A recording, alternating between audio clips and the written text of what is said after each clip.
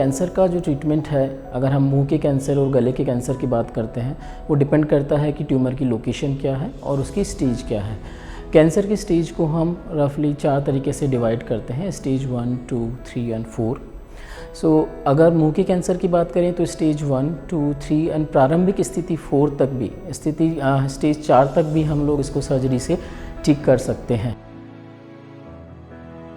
जब कभी भी हम कैंसर का ट्रीटमेंट करते हैं या सर्जरी करते हैं, स्पेशली मुंह के कैंसर के दौरान या उससे पहले, बायोप्सी एक बहुत ही आवश्यक जांच है। बिना बायोप्सी के कंफर्मेशन के हम लोग कैंसर का ट्रीटमेंट नहीं कर सकते। एक बहुत ही आम भ्रांति है जो आम जन में है कि बायोप्सी अगर हम करते हैं तो उससे कैंसर के फैलने का कैंसर फैल सकता है या फैलने का डाउट होता है। ये सिर्फ एक भ्रांति है। बायोप्सी से कभी भी कैंसर नहीं फैलता है। बायोप्सी एक अत्यावश्यक जांच है जिसके बिना हम कैंसर का ट्रीटमेंट के लिए प्रोसीड नहीं कर सकते हैं। बिना डरे आप बायोप्सी तथा उसके आगे ट्रीटमेंट लें ताकि अनावश्यक डिले ट्रीटमेंट में ना हो। कैंसर का ट्रीटमेंट अगर हम बात करें ऑपरेशन की, मुंह के कैंसर का जब कभी भी हम ऑपरेशन करते हैं, एक बेसिक प्रिंसिपल होता है कि बीमारी को पूरी तरीके से निकाला जाए। हम चारों तरफ से एक एडिक्वेट मार्जिन लेके बीमारी को निकालते हैं और इस प्रोसेस में हमें कभी कभी ऊपर का जबड़ा, नीचे का जबड़ा, जीभ का हिस्सा या गाल की चमड़ी भी निकालनी पड़ती है और साथ में गले में से ग्रंथियां निकाली जाती हैं जिसको कि गले की सफाई करना बोलते हैं। ये बहुत ही आवश्यक स्टेप है, आवश्यक प्रक्रिया है जो ऑपरेशन मुंह के कैंसर में की जाती है।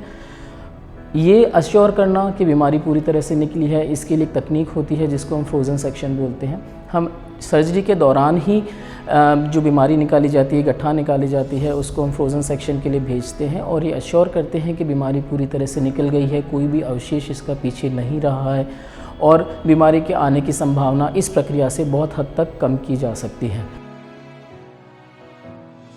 बीमारी निकल गई है, गठान निकल गई है, उसके बाद में जो नेक्स्ट स्टेप आता है वो आता है रिकंस्ट्रक्शन। रिकंस्ट्रक्शन को हम आम भाषा में प्लास्टिक सर्जरी बोलते हैं। जो हिस्सा निकाला गया है उसको हम प्लास्टिक सर्जरी करके दोबारा बनाया जाता है ताकि पेशेंट को खाने में, पीने में, बोलने में या दिखने में कम से कम प्रॉब्लम हो, वो पहले जैसा ही दिखे, नॉर्मल अपीयरेंस उसकी हो। इस प्रक्रिया में हम लोग प्लास्टिक सर्जन्स की हेल्प लेते हैं और जो हिस्सा हमने निकाला है ऑपरेशन के दौरान उसको दोबारा बनाने के लिए जांघ से, पैर से, हाथ से या फिर चेस्ट से टिश्यू लेके उसको दोबारा बनाया जाता है। कोशिश यही रहती है, प्रयास ये रहता है कि पेशेंट को ऑपरेशन के बाद में कम से कम दिक्कत का सामना करना पड़े। कैंसर सर्जरीज़ मेजर सर्जरीज़ होती हैं, उसका बहुत असर पड़ता है हमारी फंक्शनैलिटी पे, हमारे कॉस्मेटिक आउटकम पे।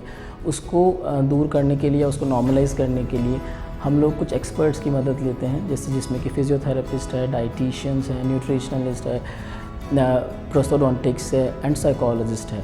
ये हम लोग एक टीम की तरह काम करते हैं ताकि पेशेंट को जो ऑपरेशन के बाद में जो दिक्कतों का सामना करना पड़ता है वो ना करें और ये रिहेबिलिटेशन प्रोग्राम का एक पार्ट है ताकि वो अपनी नॉर्मल लाइफ में, नॉर्मल ऑक्यूपेशन में अपने आप को नॉर्मल महसूस कर सके, सामान्य तौर पे अपना जीवन यापन कर सके।